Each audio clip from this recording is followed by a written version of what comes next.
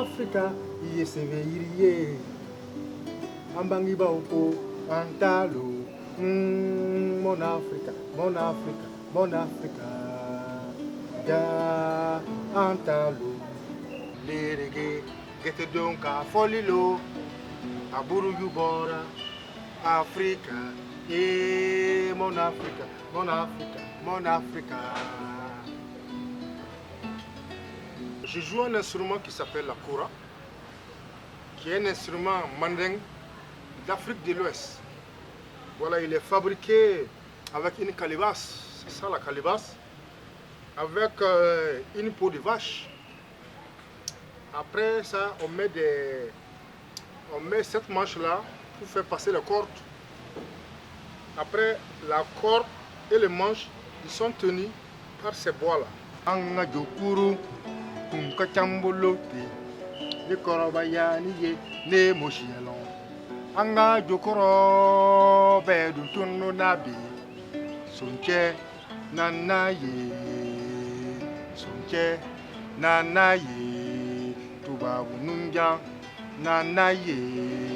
Tubabu nunja, nanaye. Parafinumba, munkoson. Voilà, du coup, en ce moment, les corps passeront par ce bois qu'on appelle les chevalets.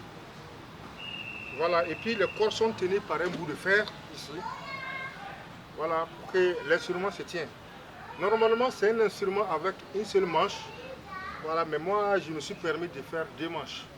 C'est par rapport aux divers voyages, au lieu d'avoir plusieurs instruments, j'ai mis les 2 instruments en un seul. Le noko, ça vient de ça, le chevalet. Voilà, c'est toute une légende. Parce que l'origine même de la kora, même dans l'histoire, c'est en Gambie, ça a commencé. Après, ça s'est répandu au Mali, au Sénégal, en Guinée, au Burkina Faso. Voilà. L'origine de l'instrument, ça vient des esprits, des génies,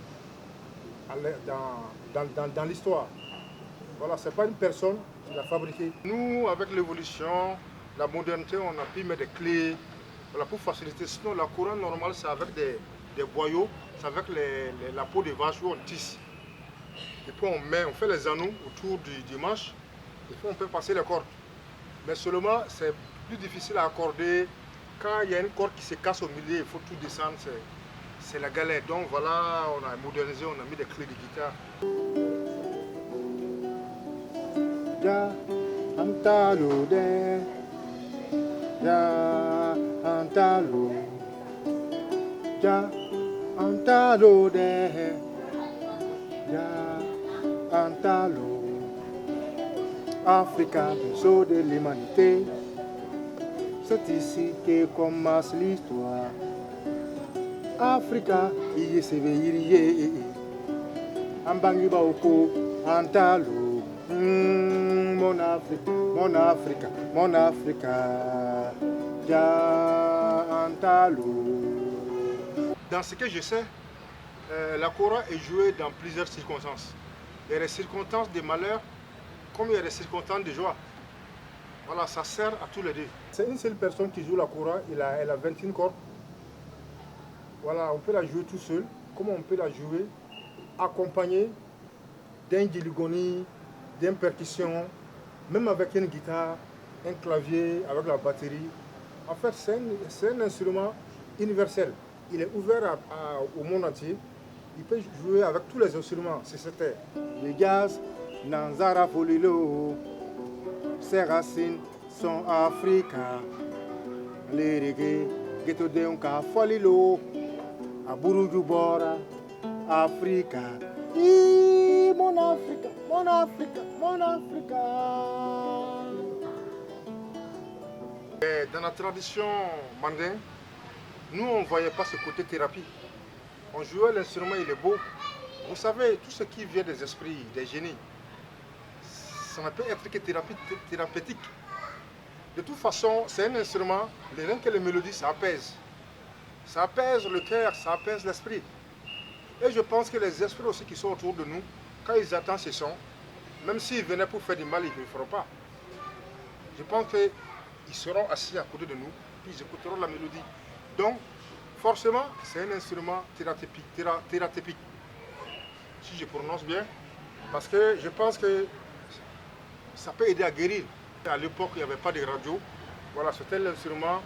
Les griots, ils sortaient, ils jouaient, puis ils annonçaient les nouvelles, quoi, que ça soit bonne ou mauvaise. Voilà, maintenant, avec l'ouverture sur le monde entier, voilà, on arrive à faire du jazz avec ça, du blues. Donc la kora s'est répandue sur les quatre coins du monde entier. Mais toujours un peu méconnu.